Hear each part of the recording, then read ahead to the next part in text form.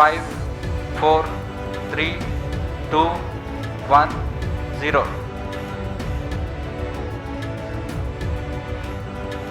Plus 5 seconds. Lift off normal. P1 tracking. Air lead strap on separated. इंतजार था वह पल आ चुका है, तो पुष्टि कर दी गई है।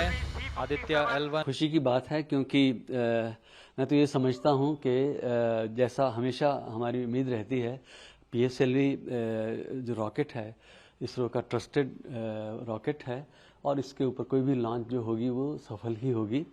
अब तक जो कुछ भी हुआ है वो लगभग 1 घंटा हो चुका है। टोटल ऑपरेशन 73 मिनट का है और इस बीच जो कुछ जैसी ट्रेजेक्ट्री इसने फॉलो की है वो एकदम प्रेडिक्टेड ट्रेजेक्ट्री के हिसाब से ही फॉलो की है। तो बहुत जल्दी उम्मीद करते हैं कि पहले तो ये अर्थ बाउंड ऑर्बिट में रखा जाएगा, इसके बाद समय समय पर इसरो की तरफ से इसके ऑर्बिट को रेज किया जाएगा, फिर इसको एक क्रूज ऑर्बिट में L1 बिंदु की तरफ भेजा जाएगा जो कि पृथ्वी सूर्य एक्सिस पर पृथ्वी के केंद्र से करीब 15 लाख किलोमीटर की दूरी पर है। वहाँ से L1 करीब 4 महीने बाद जब ये पहुँच के अपना काम शुरू करेगा तो ये हर समय सूर्य को देखेगा और उस समय ये सूर्य के अध्ययन के लिहाज से इसके सारे इंस्ट्रूमेंट्स काम करेंगे और उम्मीद करते हैं कि भारतीय वैज्ञानिकों को जो डेटा मिलेगा वो बहुत महत्वपूर्ण होगा। उसमें सूर्य के अध्ययन को हम गहरे से समझने के लिए हम जान सकेंगे और कर सकेंगे।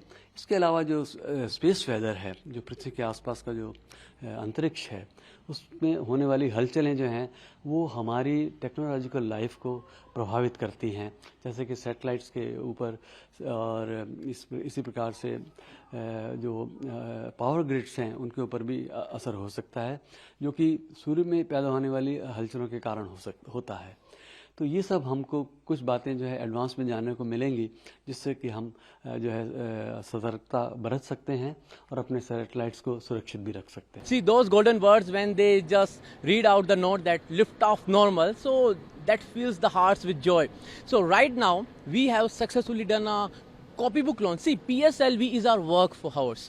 We have had many launches with PSLV and it has proven itself in all the launches. So this time also PSLV has delivered well. Now the next steps will be maneuvering the spacecraft to increase the orbit, and then finally we'll put our Aditya L1 towards the cruise phase where we will leave the sphere of influence of Earth, move towards the halo orbit, then we'll do liquid apogee motor firing. There we will put our Aditya in the halo orbit, which will be around the L1 point, and from there for the next coming 5 years we will be studying sun 24/7 to find some new deep hidden secrets about the sun. for India. Yes, because this is first big exploratory mission from India. As I have already mentioned that we have told the world community that we are just not about the launching of the satellites for our need basis or just for commercial basis. Rather, this particular endeavor brings the academia also, because the payloads that we have on Aditya, they are from IUCAA, they are from IIA, they are from IISER, they are from Physics Research Laboratory. So what is actually happening here is now ISRO is asking the academia to play a big and active role, and that's how we can see the scientific temperament taking a big leap forward. ISRO के लिए और भारत के लिए एक बहुत बड़ा दिन है, क्योंकि जो मिशन लॉन्च किया गया है आदित्य L1, जिसका मुख्य उद्देश्य है कि सूर्य के बारे में ज़्यादा जानकारी हमें मिले। हम बहुत कुछ जानते हैं लेकिन बहुत कुछ नहीं भी जानते, क्योंकि पिछले 100 वर्षों में काफ़ी प्रगति हुई है। पहले हम ग्राउंड बेस्ड टेलीस्कोप से सूर्य को देखते थे, अभी भी हम काफ़ी सारे स्टडीज़ और काफ़ी डेटा उससे निकलता है। और उसके बाद स्पेस टेलीस्कोप्स लॉन्च होने लगे, दूसरे देशों ने भी किए, लेकिन भारत ने इस दिशा में एक बहुत बड़ा कदम उठाया कि एक विशेष रूप से डिज़ाइन किया गया मिशन जो है, जो सिर्फ सूर्य और उसके आसपास के एटमॉस्फेयर को स्टडी करेगा और उसका डेटा में भेजेगा। इसलिए ये आशा की जा रही है कि कुछ नई जानकारी हमें मिलेगी, स्पेशली जो उसकी जो इमिशंस निकलते हैं, कोरोना मास इजेक्शन जिनको कहते हैं, सोलार फ्लेयर्स कहते हैं, जो तूफ़ान वहाँ पे आते हैं और उसका क्या असर होता है, और कुछ रेडिएशन पृथ्वी तक भी पहुँचता है और उनमें क्या चार्ज पार्टिकल्स होते हैं। तो एक स्पेस वेदर जो देखना चाहते हैं कि उसका असर दूसरे ऑब्जेक्ट्स पर भी हो सकता है। तो इस दिशा में, इस दृष्टि से एक बहुत महत्वपूर्ण वैज्ञानिक मिशन है और इस पे 7 पेलोड्स हैं जो अलग अलग प्रयोगशालाओं और वैज्ञानिक दलों ने बनाए हैं और इसरो के साथ मिलकर इसको डेवलप किया गया और लगभग मेरे ख्याल से 15 साल से इसकी तैयारी चल रही है। लंबा इसकी तैयारी होती है, इसलिए वैज्ञानिकों के लिए एक बहुत बड़ा दिन है और इसकी सफलता की ओर हम सब देख रहे हैं, क्योंकि ये PSLV की लंबी उड़ान थी 63 मिनट की। उसके बाद इस एक कक्षा में निर्धारित कक्षा में इसको जाने में टाइम लगेगा और उसके बाद उसके धीरे धीरे इंस्ट्रूमेंट्स काम करने शुरू करेंगे। तो एक लंबी प्रक्रिया है, लेकिन एक अच्छी शुरुआत आज हुई है और एक बहुत महत्वपूर्ण दिन है। ये भी सूर्य का एक पर्यायवाची है, यानी आदित्य मीन से सूर्य ही है। और यलवन जहाँ की बात है, यलवन एक आकाश में पृथ्वी और सूर्य के बीच में एक पॉइंट है, वो है लैग्रेंजियन पॉइंट, जो पृथ्वी से 15 लाख किलोमीटर की दूरी पर है।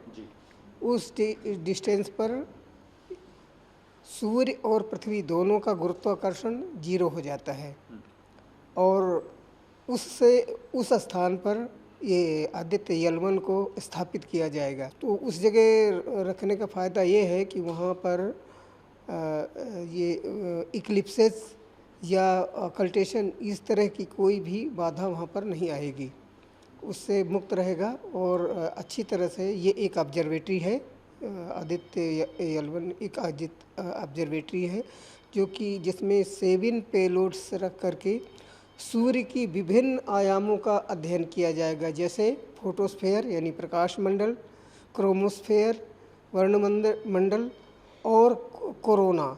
ये कोरोना तो बहुत ही अनोखी चीज़ है जो कि हरदम दिखाई नहीं देता।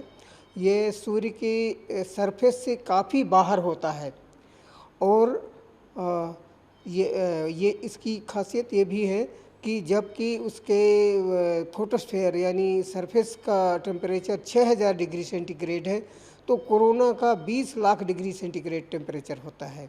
तो ये भी एक अध्ययन की बात है कि वैसे तो अभी तक अध्ययन तो चल ही रहा है, लेकिन इस बार कुछ विशेष, क्योंकि अभी तक अर्थ बेस्ड ऑब्जर्वेटरी से इंडिया में अध्ययन किया गया है, जो कि अभी एक सौर ऑब्जर्वेटरी उदयपुर में भी है, लेकिन ये पहली बार है जब इस मिशन को भेज करके इस ऑब्जर्वेटरी को स्थापित करके सूर्य का अध्ययन करेंगे।